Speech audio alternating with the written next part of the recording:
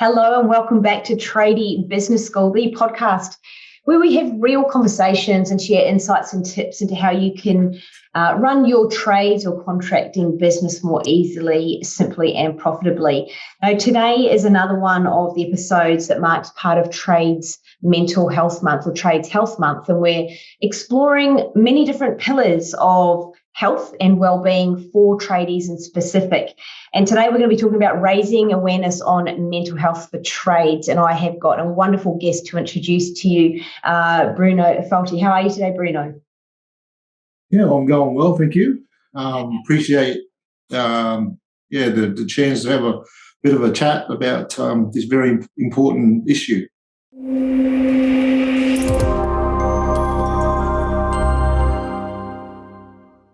I'm so looking forward to this conversation. You know, what you do is offer such a remarkable service. So I'll share with you all listening out there today a little bit about who Bruno is, and we'll find out what it is that he does in more detail in just a moment. So Bruno Efoti is the founder and director of a charity organisation called Tradies Insight. He is based in regional New South Wales.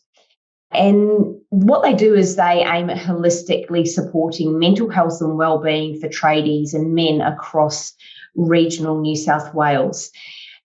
Bruno, share with us for a moment, why did you start Tradies Insight? How did it come about? Well, I'm a tradie myself, and I've been working in the trade industry for the last 25 years. And I also ran a carpentry business in the process.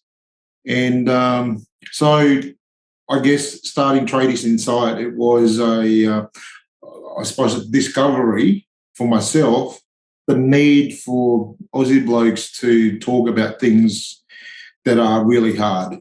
And I grew up in a little island called Tonga, and my village, there was only 200 people there.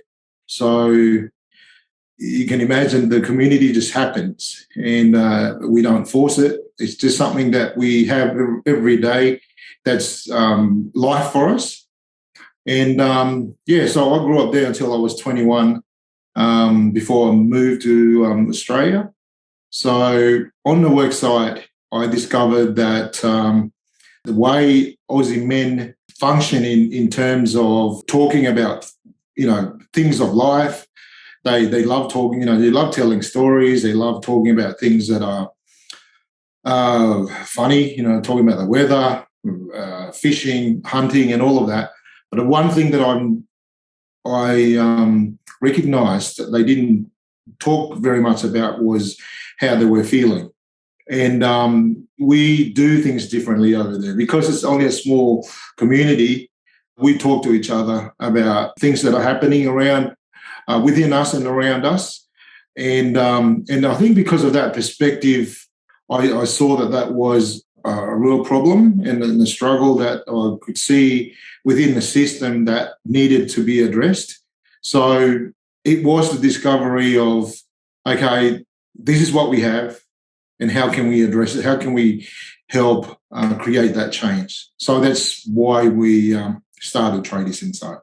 And then, beautiful. And so really noticing that difference. So firsthand, you noticed the gifts and the benefits of community talking about feelings. And then that was quite a stark contrast that you noticed, and particularly as a tradie working on site, working in trades businesses, that there was quite a gap there of that type of conversation. And so I'm guessing you would have noticed, a gap of the benefits of the chatting about feelings and how that helped people in their overall well-being. Yeah, absolutely. I think because I came from another country, they accepted me and those ideas that I put forward to them. So I just started asking how they're going, giving them an opportunity to tell me more about what's happening, not only at work, but at home. And because I realised that if they weren't talking at work, something might have been happening in the background and maybe affecting the home life. So for me, it was all about giving them little opportunities to come up with something as small as, something was going on at home. You know what I mean? I would always dig a little bit deeper to find out what it is that is really going on, because you can see that there are signs there that they're not happy, that they've been affected by something. And so giving them an opportunity to tell you what's happening, I felt like there were those little victories for myself in wanting to create that change. So, and the more I would do that, the more accepting that they are of the fact that they need to have a chat. And more people now, by this stage, would follow suit. They would see that people would be comfortable talking. And when we were sitting around having smoko, there was a deeper discussion about things. Because, and the reason we're not, we haven't really singled anybody out. It was giving everybody the chance to tell you something of value, if you like, something that's, important to them. And, a group of guys, a group of tradies, hard-nosed tradies, starting to open up and talk about hard things. And for me, that was, as I said before, there were little victory moments for me in knowing, okay, if we can, and that's the first step, if we can continue to do this, I think we will create this massive change, which I've seen today. I love that. It's so true about the things that are outside our jobs that affect us. I know within our programs at Tradie Business School, I'll often talk with our clients around what they're feeling. And we will often make reference to, and I'll always say, you'll come into the program, yes, to learn how to run a more profitable business. However, you'll get coached as a whole human being, because you are a husband, you are a father, you are a brother, you are a wife, you are a sister, whomever you are, and you are all of these things. One part of you is a business owner. So important, because to recognise that there are the things that are going on for people's worlds. So often, in fact, I started one of our group coaching sessions just the other day. First thing was, how's everyone feeling today? Very much we'll talk about those things and address where people are at from a feeling perspective.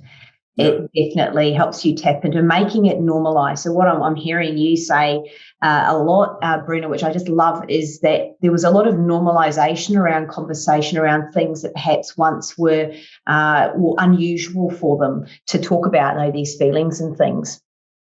Absolutely. The fact that I demonstrated to them that it could be done, and I think the vulnerability that I was able to show them, and it wasn't something that I pretended I had. It was just who I was. And I think that was the most important thing for them, to see that that's another bloke, another tradie can be so vulnerable within himself to be able to tell them what's happening. So and I think that's what needed to happen at that point in time. Another tradie needed to have that kind of vulnerability in that space to open up this greater conversation. And I knew then that there was something there that we could be discovering, but it wasn't possible because nobody was making it available and accessible. So when you said normalising that kind of conversation, I feel like that at that point we started to make that shift. And men, even our boss at the time, he welcomed those conversations because it was new. This would have been 26, 27 years ago. So that was pretty brave of, my boss to be able to say, well, there's something here, there's something here that we can take away. Let's do that. And then I was able to encourage him to get a barbecue, because he asked, how can we do this better? I said, well, we need to be connected to each other. We need to give them space to feel that they're very much a part of this team. So I said, we need to get a barbecue, and maybe every couple of weeks we sit down and have a meal together, whether it be a brekkie or a lunch, a barbecue lunch.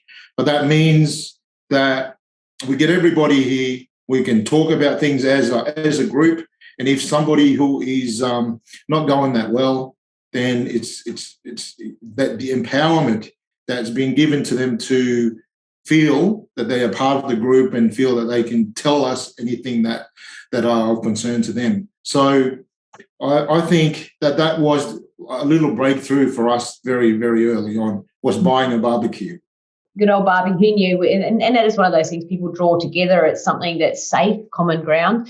Before we go into a little bit later, I'm going to find out about what the small specifics about what you offer at Tradies Insight. However, before we dive into that, though, you took a little bit further once you realised there was a gap, didn't you? And you went on to get some qualifications. So you went from tradie, and tell us a little bit about what you did in terms of getting some qualifications before, so that you could further on and set up Tradies Insight.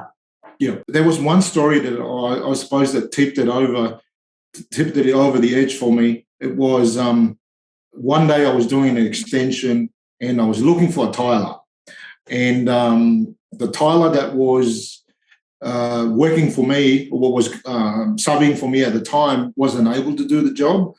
And so I just got a couple of names off the internet, and I rang a few names and nobody responded about this one guy. And he came to the site to have a look at the job. And as he came in, I've never met this guy before at that stage. He came in, I knew straight away something was up. You could tell in his body language something was concerning him or worrying him. So we went through, showed him the job and things, and it was cold. You can tell. I didn't know the guy, but I could imagine that this man would be a lovely, warm kind of man. But this time there was, it feels like that, the world was on his shoulders.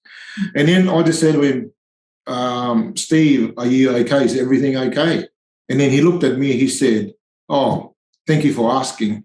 And he said, have you got a bit of time? I said, yeah.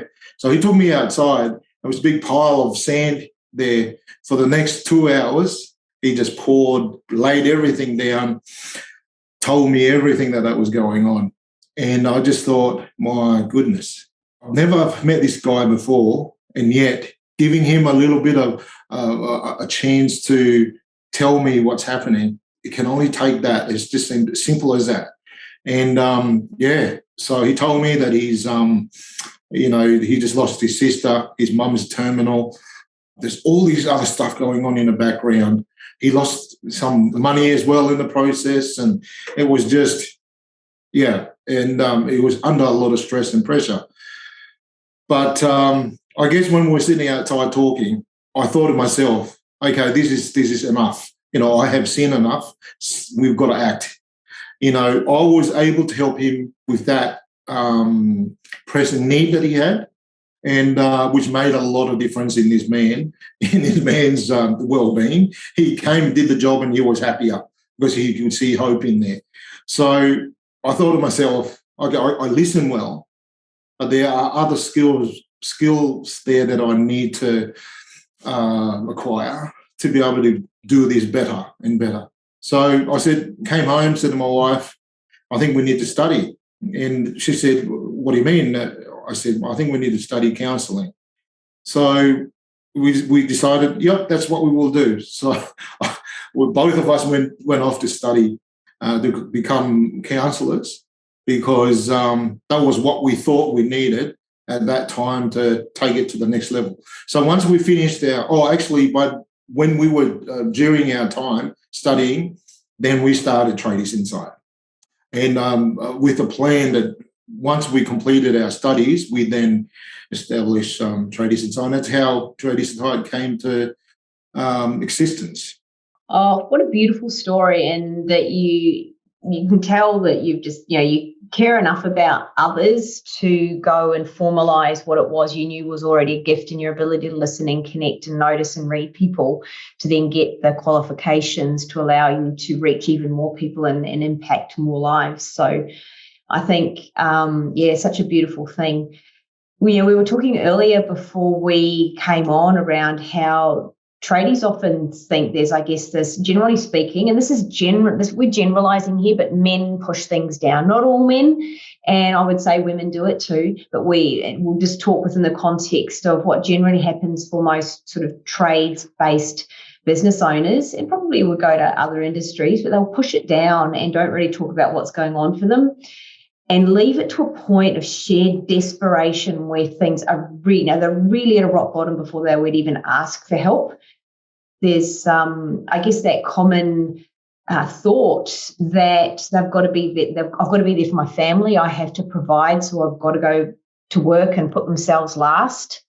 And that's probably something you see a lot, isn't it? That it's to the detriment of their health. Yes, it is so true that we are the breadwinners in a family, and it doesn't matter how we feel. We've got to get up and get ourselves ready to hit the day. And I think because of those kind of tendencies that we have about providing for our family and doing the best that we can for our family, and like you said, it's come at a cost, because when we don't really look after ourselves, we get sick. That's just the reality of it.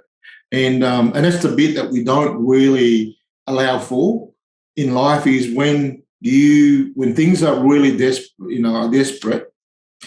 What are you going to do? What do we do? And I think the attitude has been, we'll do something. Something will come up, and we've never planned for it. And it's ironic, because we plan for everything else. We plan for holidays. We plan to, take our wives or our missus out to the movies, and we do all of that. We plan for Christmas. But there's one thing that we don't plan to do, is this. And this is, I think, I felt it was an irony in what we think as men is the very thing that we need to look after. And it is the one that we don't really, pay a lot of attention to. And I think with the whole attitude of, it'll be fine. If I have a broken leg, I'll just go to the doctor and then I'll be okay. I'll get help when I need to.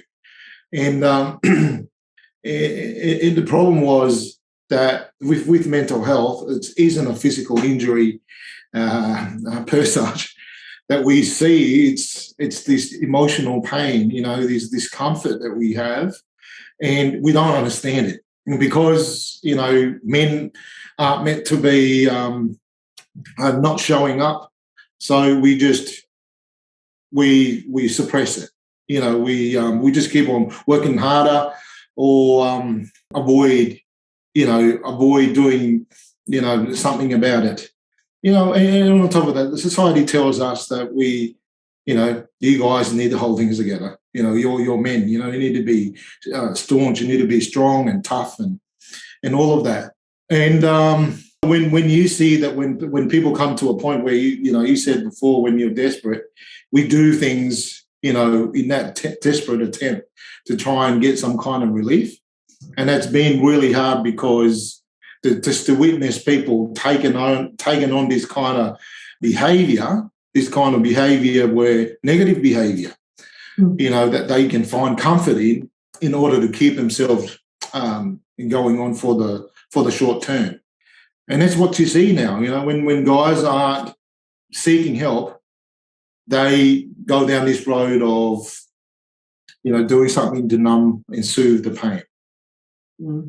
The unhealthy coping strategies I see is almost, it's so common. I don't think it's something we're necessarily taught, is about our emotions and our feelings and our emotional well-being. And so the load gets carried on, and it's very, very prevalent, mostly for males, to not understand anger or sadness or grief or any of those emotions very well. It's like, well, I'm just going to get on with it, and it gets pushed aside and suppressed. And if there's anything I know about emotions, is that suppressing things, they will come out somehow. They will. And it is the processing of them and the acknowledging of them that is one of the most powerful steps. Yet, what we often, it's very unfamiliar. There's a lot of shame around feeling down, and I'm supposed to be tough and strong. I'm a bloke. Yet, so the strategies that so commonly get resorted to are unhealthy coping strategies. So, it can be things like alcohol, there can be drug, all sorts of addictions that will come up as a result of coping mechanisms. Now, I'm not saying exclusively that all addictions are caused by suppressed emotions at all. However, there's definitely some of the coping strategies is avoidance through addiction, and addictions doesn't just have to be substances or alcohol. It can be things like excessive TV watching, can be excessive exercising, there can be sexual addictions, there can be all sorts of things that form addictive type of behaviours, which are ultimately often avoidance of self in some ways.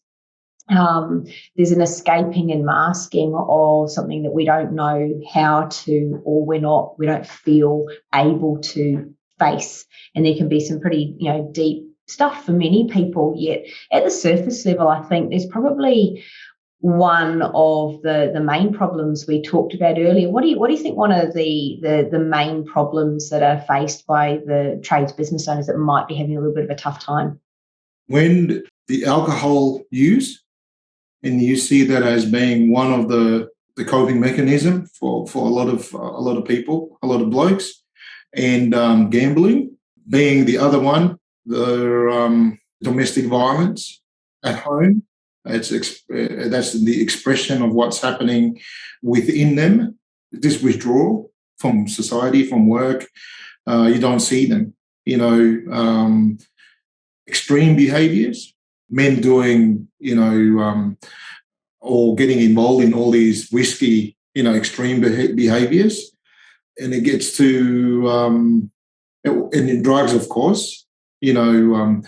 Guys just can't do without having to have a smoke or whatever that may be for them, whatever that kind of gives them that, that the temporary comfort that they need. And, very early on, and that's what I saw. I saw that people were just coping, and having too much of one thing. Sugar, somebody would bring, say, 8 bottles of Coke to work, and then they cannot, work for an hour without having to take a couple of sips. And so all of those kind of behaviours you can see very early on, and that's the pattern for a lot of them. And so, and the other thing on top of that, they start telling you about the broken relationships at home, and or a wife or the girlfriend has left, or they're starting to get angry at home and start to to get involved in those kind of negative behavior at home. And I guess when I saw that, it was okay.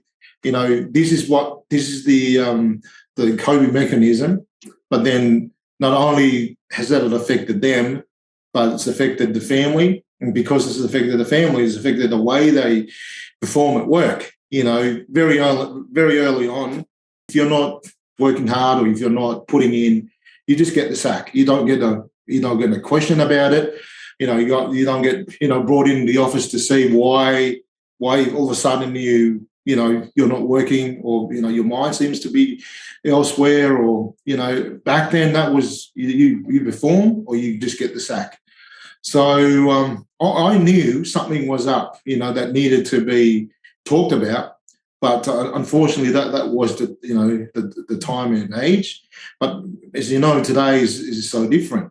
And you touched on, we suppress so much, but then they come back up to life in the later years, and I can see the proof of that. And these guys that I saw in those time, they would have been 10 to 20 years ago they were doing the same pattern, and it was time for them to come out in those kind of negative way.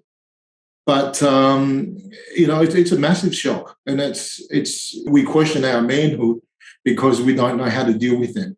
We don't realise that because we didn't do something about it back then when it was still small, we don't realise it's actually has built up to be a bigger issue today, and we've got to still deal with that.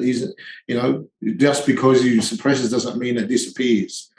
And that's one of the things that we're addressing today. Those men that come to the shed that just have no other options. And when they get to that point, I'm desperately in need of help right now. So that's the effect of suppressed, not doing anything, avoidance, and all of that, which is it's very unfortunate that we have that we see more of that today. I think what you just touched on there about when they come to your drop-in shed that you run, that they're desperate. And I think to be able to shift, for all of you listening out there, if this is you or if this is somebody that one of the key messages we would love for you to take away is to shift that earlier. To know, and I'll get Bruno in just a moment to share a couple of maybe signs that it's time potentially to seek help and start talking and having a conversation at least. We'll touch on a couple of signs in a moment, but it's what I'd love for you to take away is if we can shift and close the gap between the willingness to ask for help and the unwillingness. Many people who are struggling are still sitting in the camp of unwillingness, either through not realizing, not being aware of really that it could be better. There's many different reasons that people sit in unwillingness. However, to move people to willingness, just to take that risky step, which for many is risky internally. I say risky not because there's risk in asking for help. The help is there, yet it can feel risky to be vulnerable, to expose yourself. There's shame involved potentially with saying, hey, I need help. I work with many clients that even the idea of asking for help is something that brings up discomfort.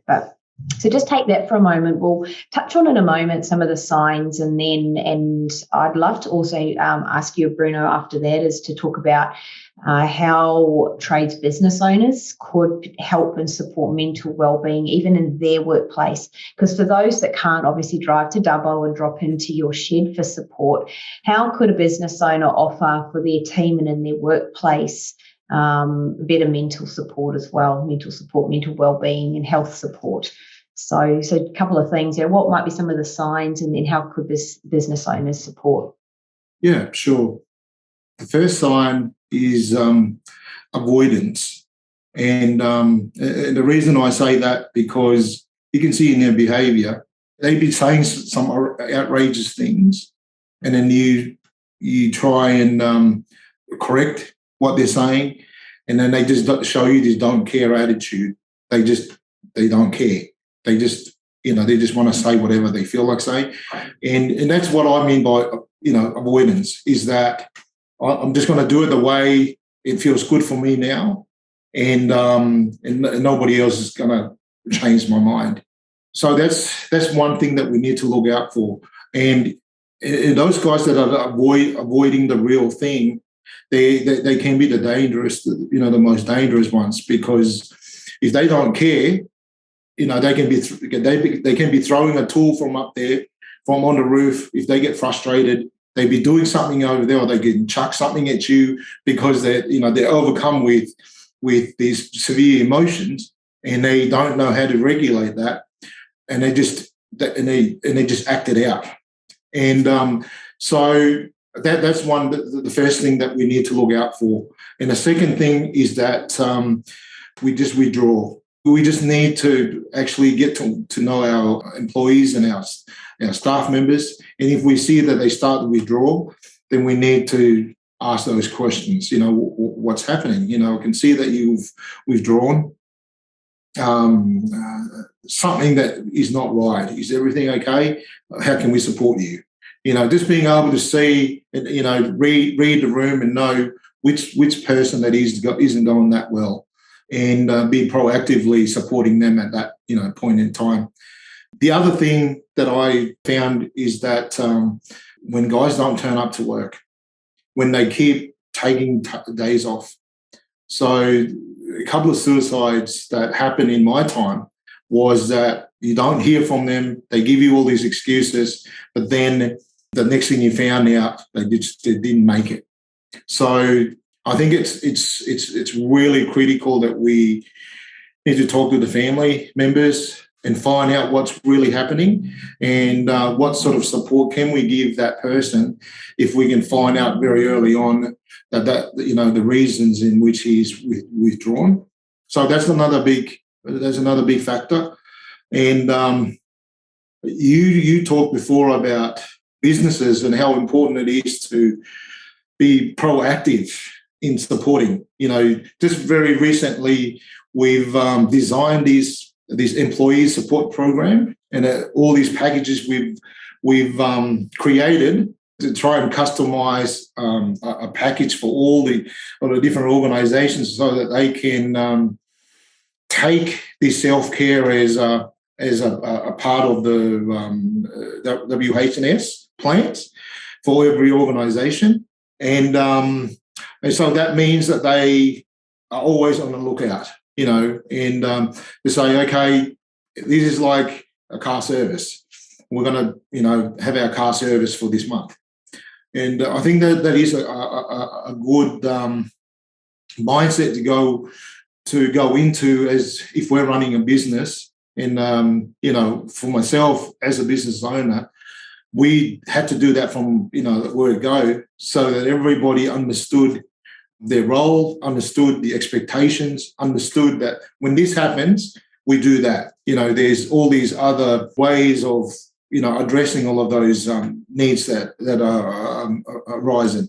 So food is one of the things that we, as I talked before, it draws people in, and, something about food that helps actually create relationships, create connection, and creates depth as well. Because once you're feeding somebody, once you're giving to your employees in that way, I receive it. People receive that care, that you've given them, and sometimes we give something, and that was the point is, have they received it? And that's the thing, I haven't been in any work sites that you've fed them and they go, oh, no, sorry, I don't do that kind of thing. Everyone feels good about themselves when there's food there, when you're being generous to them. So if we're going to build unity, connection within the workplace, food is one of the amazing strategies to do that. And I think once you get that, when you get the first one done, for me, if I was working for a boss and that was what he was doing, straight away I knew that he was investing in me, in my well-being, and that'll be, I would be working, the productivity should just rise and rise and rise and lift because people feel good about themselves. Not only do they feel good about themselves, it affects the way they work. And then when they go home, imagine that, the family will be happier as well because of the level, that you feel about how good you feel about yourself. So all of those things there really build to make a good, well-connected workplace.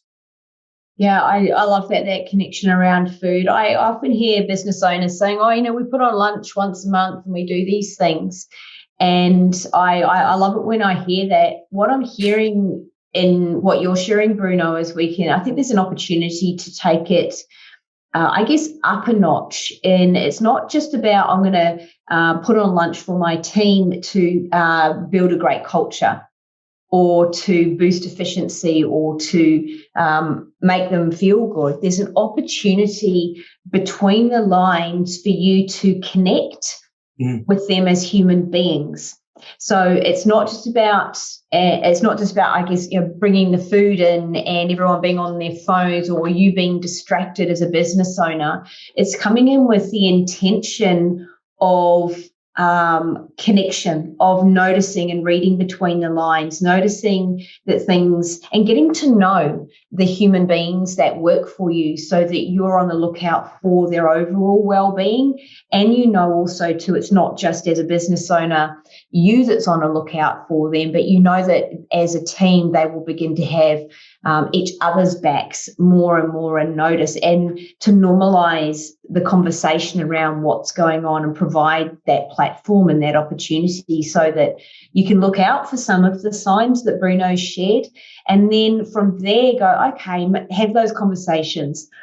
I suppose I will say I've noticed people shy away from conversations because they fear that they won't be able to help. So I'm not going to ask if someone's okay because I don't think they are. And shit, what am I going to do now? I won't know what to do. Well, there are many things that you can do. You ask the question to begin with and you can listen. I'm sure Bruno's got a couple of tips. We'll lead into, what can people do if they suspect that somebody might need a little bit more support? Where can they go in their local areas? What would you suggest? As you said, the first great thing that you touched on there, when they come to you, when you really set a really healthy platform at work, it really enables everyone to feel that they are very much a part of it, part of the group, but a part of the business is valued. And because of that feeling, they would come back and say, these are my needs. They will eventually open up. And often when they start telling you the things that are tough and hard, and often we get scared of, what do we do with this information? One of the things that we need to remember that we do not need to go and learn all of those skills to have on hand when that happens. There's just a couple of things that we need to remember, that if we consciously remember to have that as you're talking to somebody, then I would suggest active listening is such a really good skill. And active listening, can be simply that of listening. Just, there's not too much to it, but tuning in to how they're feeling. And, sometimes, you get asked something and then you go, and people have these kind of, they already have this kind of answers in their mind. But if they're talking to you, you don't really know how to really respond to it. All they needed you to do at that point in time is to just to listen to them. And we're not there to fix them or give them answers. We're just there to listen to them. And if you can find that they are vulnerable to share with you, you just listen. You just listen to them and you keep questioning them. Thinking up of some really great questions to ask him. And if you find that that there is deeper need there, and the next level would be asking him if he was comfortable for you to contact the doctor, contact the psychologist, contact a counsellor for them, and be proactive in supporting them in that space, because there's a fair chance that they may not know how to do it, or they may never have done it before. So just being there, knowing that that's the first layer is, we'll ring the doctor for you. And if they need you to go with them, and then you might need to go with them. But that's the first thing. If you feel that there's deeper need, we need, there are all, like you said before, Miranda, there are a lot of great services around that we can actually tap into and refer them to. I think it's making them comfortable and reducing that gap between being either unaware and unwilling to willing. And for many, as you said, Bruno, it's not about fixing. I think many of us can step into, when someone shares a problem with us or something that's bothering them, we will naturally step into fix mode. And that's one of the really important distinctions to take, is fixing often is not what people want nor need in that moment. They need an ear and an acknowledgement And I loved how you segued into through that listening, then asking permission. Are you comfortable with, or would it be okay for me to reach out for some other support for you? And it may well be that you've never done it before, and you could quite openly say, listen, I'll come with you and we'll figure this out together if that would help you, if you would like that. And some people just need someone in their corner, right? It's just to know someone's in their corner with them, and possibly they could be scared or worried, and just to know someone's going to walk beside them is all they need, not necessarily with someone swooping in with the answers. You're not expected to have those. That's certainly what your drop-in centre does, doesn't it, Bruno? Describe, in a few sentences, a day in the life of the Tradies Insight drop-in. Yeah. The most exciting part about all of the things that we've covered today is that there's a chance now that we can make this as an everyday thing, and seeking help as a normal behaviour. And very early on, I figured that this is our way to actually really influence this kind of change for men. And if seeking help is the problem, then we need to make it more accessible for them. And a shed like this, which is fantastic to have. We were given this by the state government last year, and for the last 6 months, alone we've had over 1,500 men who've come into the shed to have a chat. And how amazing is that we have all these men come and feel vulnerable to share about deep things. But it was sad too, because where would they have gone had we not made it, had we not normalised the conversation and help, intervention. So I've had so many powerful and amazing stories in this shed, and I feel like there's about 70% of the guys that have come here. They came in once and they've gone back, and they're all okay. And I know that this is the flow and effect of them being able to do that, is their family are going well, and then imagine their friends as well, school, so it gets, a lot more people are impacted for good in this space. So for those, 30% of them do come back. And that is that they'd like further conversation, and often I'll refer them on if I get really busy, but if not, I'll work with them personally. And sometimes not many of them would go and get help from other services, because they felt like we've made this connection that I was talking about before, how important it is, and they feel like this shed is made for them. This is their only way, if you like, to get all of those hard things out. So it's been I feel blessed to have this amazing facility to facilitate that. Yeah, absolute gift to your community. If you could leave one message for listeners today, what would that be? The hard things in life are the things that make us grow. And we are afraid of those hard things. And we didn't just get to where we are today without pain, without discomfort, without all of those pain and suffering. And we just need to remember that we have overcome adversities over and over and over again. And this is just another one that for us to get over. And we have the skill to do it. We do, because life throws curveballs after curveballs.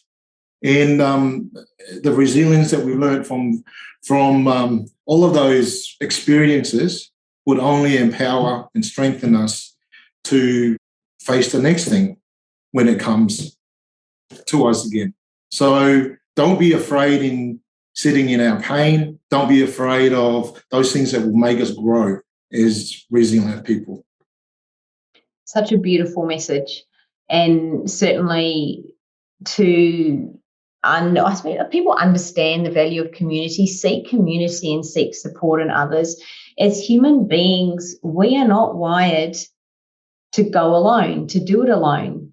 Yet when people are struggling, they will often attempt that. And it is not how we're wired. One of our core needs as a human being is connection.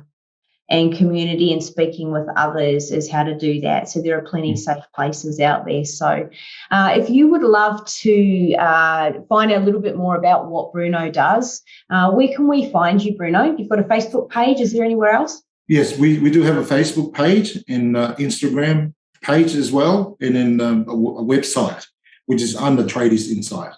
So that's just simple as, Googling it. Yeah, Tradies Insight. Thank you so much for joining me today, Bruno. I feel like we could continue chatting for ages. We'll wind the episode up. Wherever you're listening from in Australia, around the world, thanks for tuning in. Have a look. I know that there are messages that you'll be able to take from today's conversation. And if you like what you've heard, or somebody else would benefit from it, then share the episode and spread the word. We would love that. This conversation goes further than just the tradies also. So it's a universal conversation, but very, very, very relevant to tradies and contractors. So thank you so much for joining me today, Bruno. It's been an absolute pleasure. And thank you so much for the opportunity to be part of this amazing conversation. Yeah, you're welcome. Most welcome. So that's it for today. We'll be back next week with another episode. Tune in then. Until then, bye for now.